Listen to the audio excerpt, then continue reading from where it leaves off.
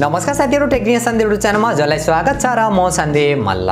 So guys, iQoo ले चाहिँ केही दिन अगाडि iQoo 8 सिरिजलाई चाहिँ चाइनामा लन्च गरिसकेको छ। यो भन्दा पहिलाको भिडियोमा पनि हामीले कुरा गरेका थियौं iQoo 8 सिरिजको बारेमा। सो आजको भिडियोमा चाहिँ म iQoo 8 Pro को बारेमा चाहिँ कुरा गर्ने छु। के फिचर स्पेसिफिकेसन देख्न मिल्छ र यो स्मार्टफोन चाहिँ हाम्रो नेपाली बजारमा लन्च हुन्छ कि हुँदैन, यदि भयो भने चाहिँ हामीले के कति प्राइसमा चाहिँ देख्न मिल्नेछ, सम्पूर्ण जानकारी दिनेछु र भिडियो अन्तिमसम्म हेर्नु होला। त्यो भन्दा पहिला चाहिँ यदि आजको भिडियो मन परे भिडियोलाई लाइक गरेर तलपट्टि देख्न सक्नुहुन्छ रातो बटन, त्यसलाई थिचेर च्यानल सब्स्क्राइब गर्नु होला र साथमा रहेको नोटिफिकेसन बेल आइकनलाई दबाएर अल नोटिफिकेसनलाई पनि अन गर्नु होला, ताकि मैले जति पनि नयाँ भिडियो अपलोड गर्छु सबैभन्दा पहिला नोटिफिकेसन हजुरलाई मिल्नेछ।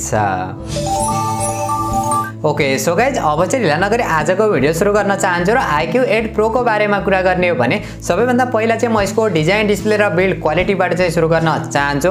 6.78 इन्चको QHD प्लस कर्भ डिजाइनका साथ चाहिँ LPTO E5 AMOLED डिस्प्ले देख्न मिल्छ, जो स्यामसङ कम्पनीको तर्फबाट डिजाइन एकदमै बबाल देख्न मिल्नेछ। 120 हर्ट्जको चाहिँ हाई रिफ्रेश रेट देख्न मिल्नेछ। 10 बिटको कलरको सपोर्ट देख्न मिल्छ भने 517 ppi को पिक्सल डेन्सिटी देख्न मिल्छ।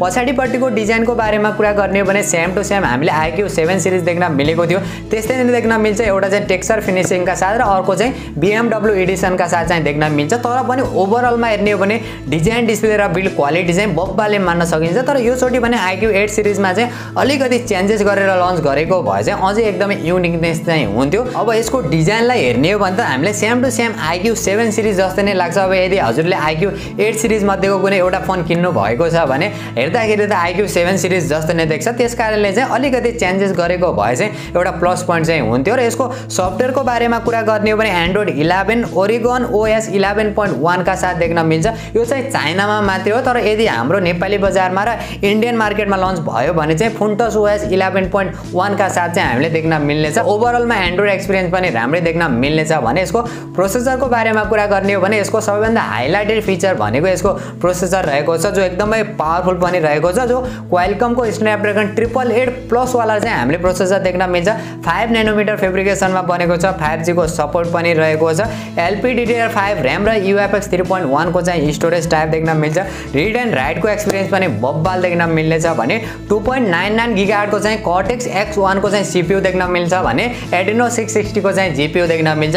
पावर एफिसिएन्सी पनि एकदमै बब्बाल देख्न मिल्नेछ। ओभरअलमा यो प्रोसेसरको बारेमा र यसको गेमिङ परफर्मेन्सको बारेमा कुरा गर्ने हो भने अहिलेसम्मकै चाहिँ एकदमै लेटेस्ट र पावरफुल वाला प्रोसेसर रहेको छ। त्यसकारणले नो डाउट गेमिङ परफर्मेन्स त हामीले बब्बाल नै देख्न मिल्नेछ। भने यसको क्यामेराको बारेमा कुरा गर्ने हो भने यसको सेकेन्ड हाइलाइटेड फिचर भनेको यसको क्यामेरा रहेको छ। क्यामेरा फिचर र क्वालिटी चाहिँ एकदमै बब्बाल देख्न मिल्नेछ। हामीले पछाडिपट्टि तीनवटा क्यामेरा देख्न मिल्नेछ, जो यसको मेन क्यामेरा चाहिँ 50 मेगापिक्सल सोनीको सेन्सर देख्न मिल्नेछ। सेकेन्ड क्यामेरा चाहिँ 48 मेगापिक्सलको अल्ट्रा वाइड सेन्सर देख्न मिल्नेछ, जो एकदमै कमालको कुरा रहेको छ। भने थर्ड क्यामेरा चाहिँ हामीले 16 मेगापिक्सलको देख्न मिल्छ VIS सेन्सरका साथ। र यसको सबैभन्दा इन्ट्रेस्टिङ फिचर भनेको डेडिकेटेड गिम्बल स्टेबलाइजर वाला फिचर पनि देख्न मिल्छ। OIS को फिचर पनि देख्न मिल्छ। यो भन्दा पहिला हामीले Vivo X60 सिरिजमा देख्न मिलेको थियो यो वाला फिचर, जो एकदमै कमालको रहेको थियो। भिडियोग्राफीका लागि चाहिँ एकदमै बब्बाल फिचर मान्न सकिन्छ। भने यसको अगाडिपट्टिको सेल्फी क्यामेरा चाहिँ 16 मेगापिक्सलको मात्र देख्न मिल्छ। यो कुराले चाहिँ अलिकति डिसअपोइन्ट चाहिँ गराएको छ। सो ओभरअल क्यामेरा फिचर र क्वालिटीको बारेमा कुरा गर्ने हो भने एकदमै बब्बाल मान्न सकिन्छ।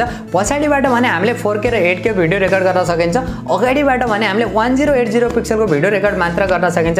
यो कुराले पनि अलिकति डिसअपोइन्ट चाहिँ गराएको छ। यदि हजुरहरू ब्लगिङ गर्नुहुन्छ भने सेल्फी क्यामेराबाट चाहिँ धेरै कामहरू गर्नुहुन्छ, भिडियोहरू खिच्नुहुन्छ, फोटोहरू खिच्नुहुन्छ भने चाहिँ अलिकति डिसअपोइन्ट चाहिँ गराउन सक्छ। अब यसलाई कसरी अप्टिमाइज गरेको छ त्यसमा पनि भर पर्ने कुरा त हो, यो पछि टेस्ट पछि मात्र थाहा हुने कुरा हो। तर यसको मेगापिक्सललाई हेर्ने हो भने त्यस्तो बब्बाल जस्तो चाहिँ लागेन। तर यसको सबभन्दा इन्ट्रेस्टिङ कुरा चाहिँ यसको पछाडिपट्टिका जुन क्यामेरा फिचर क्वालिटी रहेका छन् ती त एकदमै बब्बाल रहेका छन्। यदि हजुरहरू पछाडिपट्टिको रियर क्यामेराबाट चाहिँ भिडियोग्राफी गर्नुहुन्छ, फोटोग्राफी गर्नुहुन्छ भने चाहिँ एकदमै बब्बालको चाहिँ यसमा चाहिँ क्वालिटीहरू पनि हामीले देख्न मिल्नेछ। भने अरू फिचर र अरू सेन्सरहरूको बारेमा कुरा गर्ने हो भने यसमा अल्ट्रासोनिक फिङ्गरप्रिन्ट सेन्सर देख्न मिल्छ, जो एकदमै फास्ट काम गर्छ। 3.5 mm को हेडफोन ज्याक चाहिँ देख्न मिल्दैन।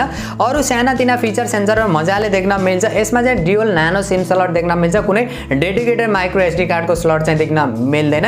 यो दुईटा कुरा चाहिँ हजुरहरूले कम्प्रोमाइज चाहिँ गर्नुपर्ने हुन्छ, नभए अरू ओभरअल सानातिना फिचर सेन्सरहरू मजाले देख्न मिल्छ, जस्तै प्रोक्सिमिटी भयो, गाइरोस्कोप भयो। ब्याट्रीको बारेमा कुरा गर्ने हो भने 4500 mAh को ब्याट्री देख्न मिलेछ, 120 वाटको चाहिँ फास्ट चार्जर देख्न मिल्छ, 50 वाटको चाहिँ वायरलेस चार्जर देख्न मिल्छ, अर्को चाहिँ 10 वाटको रिभर्स चार्जर पनि देख्न मिल्छ।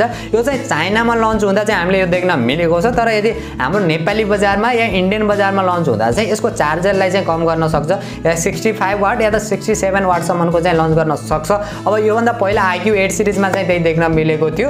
अब यो चोटि भने iQOO 8 सिरिजमा यो कुरालाई अलिकति अपग्रेड गर्न पनि सक्छ, 120 वाटको चार्जरका साथ लन्च गर्न पनि सक्छ। इन्ट्रेस्टिङ कुरा चाहिँ हामीले 18 मिनेटमा चाहिँ 0 to 100% चार्ज गर्न चाहिँ सकिनेछ, जो 120 वाटको चार्जरबाट, जो एकदमै कमालको कुरा पनि हुन जान्छ। र यसको भेरिएन्टको बारेमा कुरा गर्ने हो भने चाहिँ हामीले चाइनामा 3 वटा भेरिएन्टमा चाहिँ देख्न मिलेको थियो, जो 8GB + 256GB, 12GB + 256GB र 12GB + 512GB का साथ चाहिँ 3 वटा भेरिएन्ट देख्न मिलेको थियो। र यो इन्डियन बजारमा र हाम्रो नेपाली बजारमा पनि यही 3 वटा भेरिएन्टमा देख्न मिल्नेछ। अब हाम्रो नेपाली बजारमा 3 वटा भेरिएन्टमा लन्च हुन्छ भनेर यो कन्फर्म चाहिँ छैन, किनभने योभन्दा पहिला जति पनि जो अलि नयाँ जो लन्च भएका स्मार्टफोनहरूको चाहिँ एउटा मात्र भेरिएन्ट लन्च हुने गर्छ, किनभने iQOO सिरिज अहिलेसम्म नेपाली बजारमा लन्च भएका चाहिँ छैन। तर iQOO 8 सिरिज मध्येको चाहिँ कुनै एउटा स्मार्टफोन चाहिँ हामीले नेपाली बजारमा देख्ने सम्भावना चाहिँ रहेको छ, त्यसकारणले कुनै एउटा भेरिएन्ट मात्र देख्न मिल्नेछ। यदि यसको जुन बेस भेरिएन्ट पनि हाम्रो नेपाली बजारमा लन्च भयो भने लगभग हामीले 90 देखि 1 लाखको बीचमा देख्न मिल्नेछ भने यसको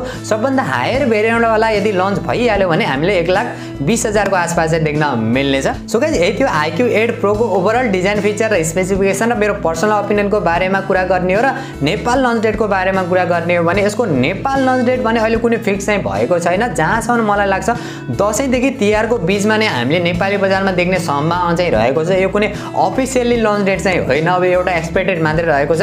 जुन दिन यसको बारेमा केही डिटेल्सहरू चाहिँ मौका आइपुग्ने छ त्यो दिन चाहिँ यसको बारेमा अर्को डेडिकेटेड भिडियो बनाएर पनि हजुरलाई इन्फर्मेसन चाहिँ दिनेछु। सो हजुरहरू भने कति एक्साइटेड हुनुहुन्छ त्यो पनि कमेन्ट गर्नु होला। र यदि आजको भिडियो मन परे भिडियोलाई लाइक गरेर तलपट्टि देख्न सक्नुहुन्छ रातो बटन, त्यसपछि चाहिँ सब्स्क्राइब गर्नु होला र साथमा रहेको नोटिफिकेसन बेल आइकनलाई दबाएर अल नोटिफिकेसनलाई पनि अन गर्नु होला, ताकि मैले जति पनि नयाँ भिडियो अपलोड गर्छु सबैभन्दा पहिला नोटिफिकेसन हजुरलाई मिल्नेछ।